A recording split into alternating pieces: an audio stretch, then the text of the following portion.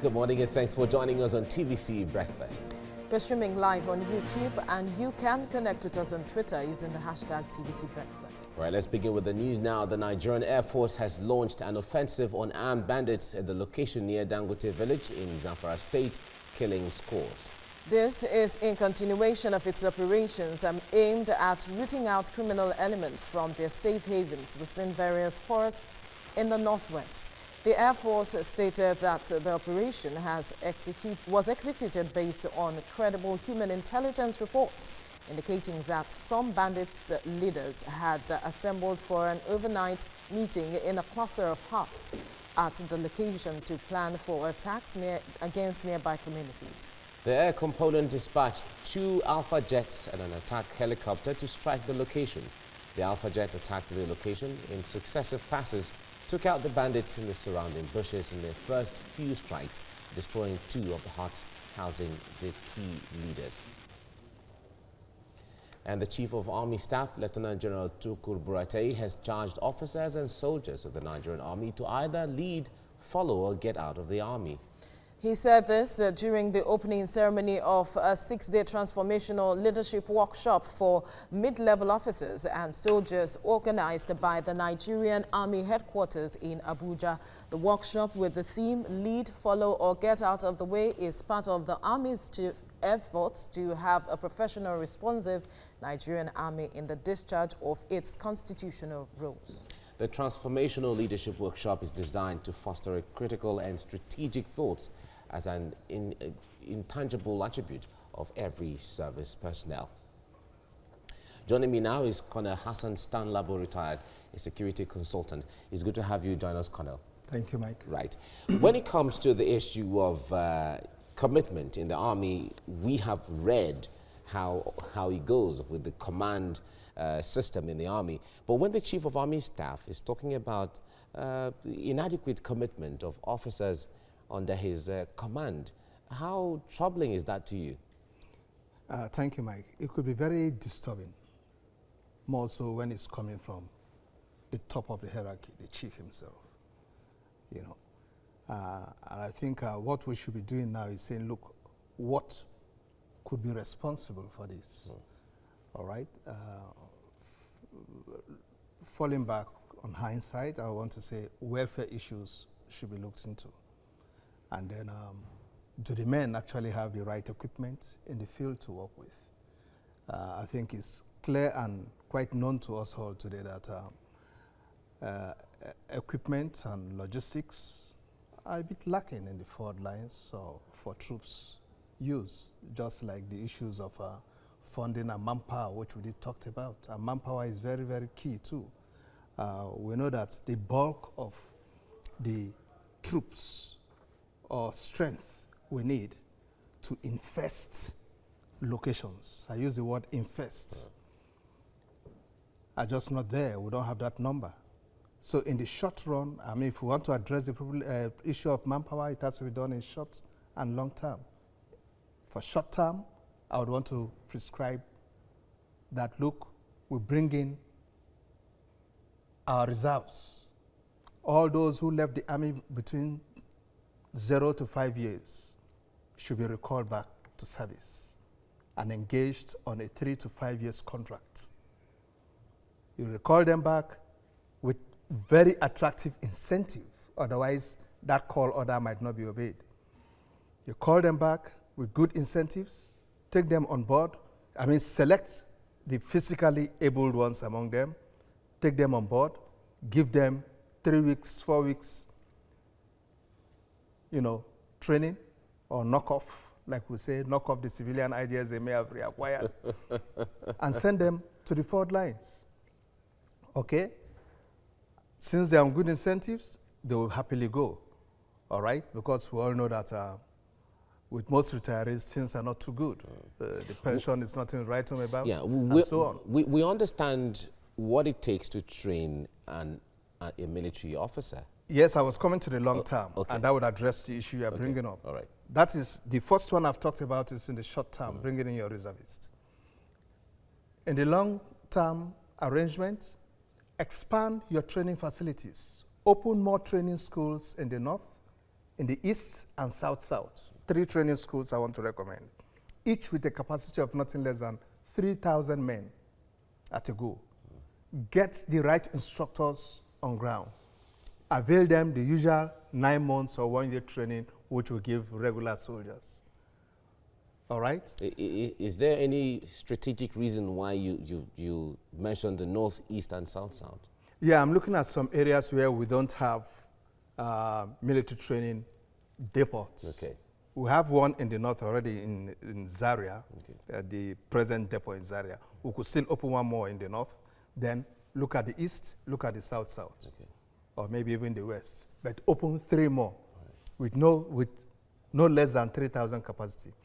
The police should also replicate that to enable them meet the 10,000 directive in terms of manpower recruitment, which the commander-in-chief had given. Yeah. You know, we should be working on this as quickly as possible, right. So as to beef up manpower, because that is what is necessary. Mike, I must tell you this. The forest where all these kidnappings and so on are ongoing is already dominated by these bandits. So you need manpower to infest and dominate and take over this forest completely. If you don't have such manpower, you're just sending a section of men, a platoon of men, to meet 300 people, to meet 400 people. Then it's quite dangerous. My brother, all right. Tell me why the men will not be discouraged. Okay. Thank you very much, Colonel Hassan Stanlabo, for coming on the program. Thank you so much for that insight as well. I appreciate it. Thank you. Thank you.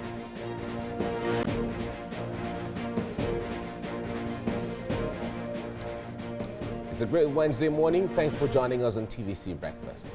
We're streaming live on YouTube, and you can connect with us on Twitter using the hashtag TVC Breakfast.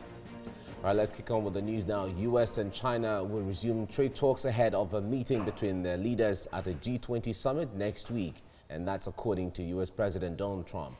Mr. Trump said on Twitter he had a very good call with Chinese President Xi Jinping, and their teams would start talks before they meet in Japan. The 2 countries have been fighting a damaging trade war over the past year. The Chinese president via state media that he was prepared to meet with Mr. Trump at the G20 meeting next week. Investigators probing the downing of a Malaysia Airlines jet in eastern Ukraine in 2014 will present new evidence today at a press conference, but that will be after briefing relatives of victims. The Dutch-led joint investigation team is expected to name suspects and announce charges for the first time. Flight MH17 was flying from Amsterdam to Kuala Lumpur when it was shut down, killing all 198 on board. Investigators have blamed pro-Russian separatists, but Russia has denied any involvement and has maintained the missile was fired from Ukraine-led territory. The race to succeed Theresa May as British Prime Minister is entering its crucial stage. In the next 2 days, Conservative lawmakers will select 2 candidates to be paraded in front of the wider party membership for a final decision on who will take on the Brexit issue. The 5 men vying to be Conservative Party leader and the UK's next Prime Minister openly disagreed on live broadcast on whether the UK can leave the EU no matter what by October the 31st deadline. The Nigerian Air Force has launched an offensive on armed bandits in a location near Dangote village in Zamfara State, killing scores. This is in continuation of its operations aimed at rooting out criminal elements from their safe havens within various forests in the northwest. The Air Force stated that the operation was executed based on credible human intelligence reports, indicating that some bandits leaders had assembled for an overnight meeting in a cluster of huts at the location to plan for attacks against nearby communities.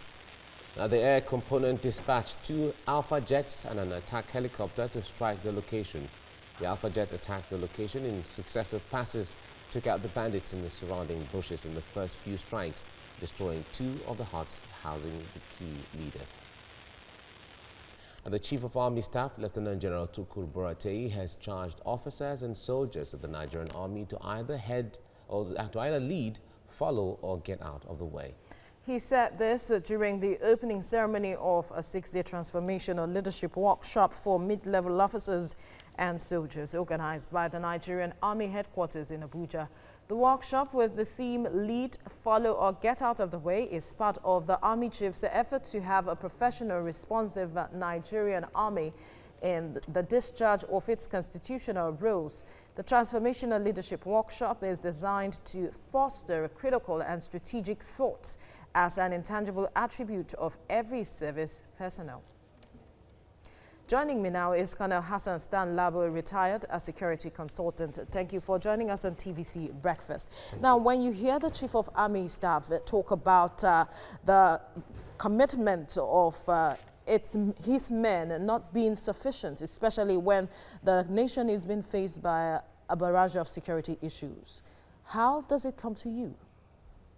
Well, I wouldn't say it comes much as a shock, but it's just that that is flowing down from the top hierarchy is something that should be taken serious. It's something that should be taken serious, and immediately we'll begin to interrogate what could be behind all this, what could be responsible for this. But for you, seeing that you were in the army before you retired, what could be at the root of army officers not being committed to their constitutional roles? Well, first and foremost, let me say welfare. Secondly, maybe poor training. Okay? For instance, talking about training, like we speak right now, you would agree with me, we are yet to attain the required end state as far as joint force integration is concerned, be it in the Northeast, be it in Zamfara, and whatever. All right? It therefore means that training focus should be aimed at meeting this deficit. Okay? It is important to begin to address this, and that is the more reason why our training schools should be well equipped with the required equipment and logistics, which of course must be operation specific. But now looking at the situation on the ground, training at this time, how is that going to change the situation of things on the ground? Because the security situation, as many have said, needs urgent attention. Of course, it does need urgent attention, and but it does not stop training from ongoing. Training is a continuous thing in the military, both peacetime and wartime. And so what can be done beyond the trainings that you have spoken about? Enhance on welfare, like I just said. Enhance on welfare, and then ensure that your training is well tailored, is specific to operations, specific to weather, terrain, and what have you. But the budget over the years, didn't it cover all of that? When you talk about budget, you're going to somewhere where I might surprise you if I let you know that as far as I'm concerned, as an informed mind, not speaking ignorantly, as an informed mind, we are not yet, as far as I'm concerned, funding the security sector of this country. Really? Yes. Why would you say that? Of course, what you are pushing in is not enough.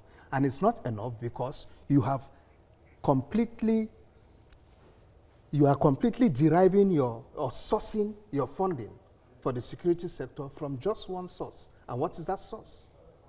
Your budgetary allocation. Making the security sector to compete with other important sectors like education and health. And that is why, for alternative, you need to think outside the box. Like what? Good. Quickly. By now, we should have in place what I call a national security trust fund. All right, we have to leave it at this point. Colonel Hassan Labo, retired. Thank you for your time.